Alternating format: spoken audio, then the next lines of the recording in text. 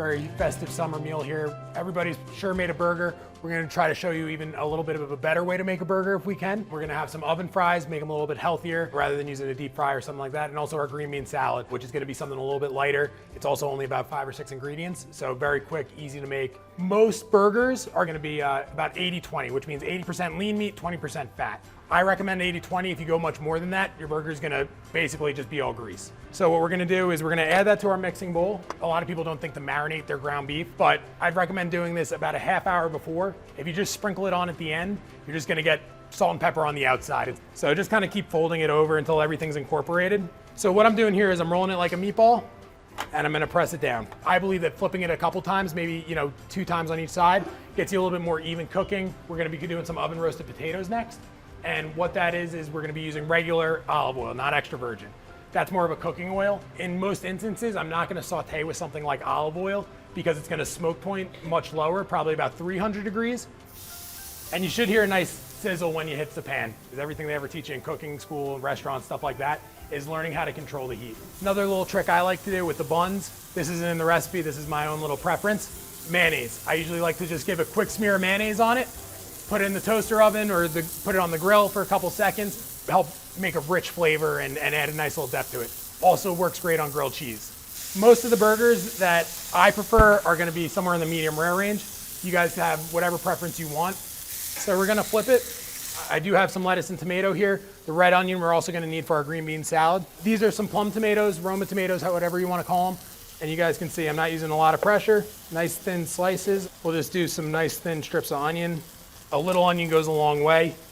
I'm gonna take our burger out and I'm just gonna let it rest. We still want a juicy burger, but we want the juice to stay contained and not all in the bun and soggy. We have our burger. Cheese is optional. I like to do the lettuce, tomato, and onion at the bottom. Kind of acts like a barrier underneath the actual meat. Try not to press it down. Makes it look higher, makes it seem like this real big burger, makes that all your guests, really be like, wow, you see that burger? That's a classic way of doing it, but it is also something easily that you can do chicken, ground turkey, like Chef Nick was saying, and a bunch of other proteins as well. My experience is if you go for the turkey that's completely lean, it's gonna be gritty and not have a lot of flavor. So I recommend a little bit of fat in a turkey burger. I know I always have some potatoes maybe floating around my house that I never know what to do with. They're gonna take about 30 to 40 minutes to cook. What we're gonna do now is I'm just gonna cut them in half. So just like that, we want them a little bit longer, makes them good if you guys have any condiments or anything you want to dip them in. We have some olive oil, salt, pepper, and then the paprika and garlic. We're gonna put these in the oven for 30 to 40 minutes at about 400. That's gonna depend on your oven and your appliances. You guys know better than I do. I know my oven is not great.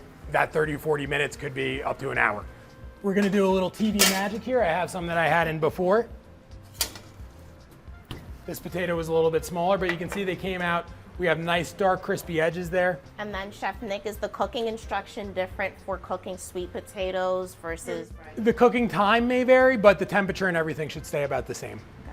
Next up, we're gonna be doing our green bean salad. The potato wedges will be coming out in a second. And this is gonna be our blanching liquid for the green beans. So you're gonna wanna get this boiling ahead of time. When you're cutting anything, what you wanna do is you wanna have the knife, you want to be holding it at the end of the handle with your thumb and pointer finger pinching it. At the same time, whatever you're holding, what you want to do is kind of make like a claw, stick your knuckle out, and that blade should run right against your knuckle. Once it's fully at a rolling boil, we're going to add our green beans. If it's too low, it's going to kind of slow cook the green beans or whatever vegetables in there, and it'll make it brown as well. In the actual dressing is going to be some red onion, is going to be some salt, balsamic vinegar, extra virgin olive oil, basil, and Parmesan cheese. We will pour it out.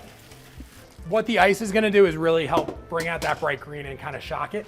These are kind of dull. Now they're this nice bright green. They still have a little bite to them. When I cut the rings for the onion, and we're only gonna go about halfway through the onion, just like that, and you should have a nice diced onion. We're gonna add, this is our extra virgin olive oil. We have a little bit of our balsamic vinegar. And just remember, when you do go to salt everything, there's a lot of salt in the Parmesan. So I always add basil, whether it's a marinara sauce, whatever it is, I add it right at the end. And then we'll toss it, and I will put this on our finished plate. And there you have a nice summer barbecue all ready for you, all with probably less than 5 ingredients and 3 different dishes.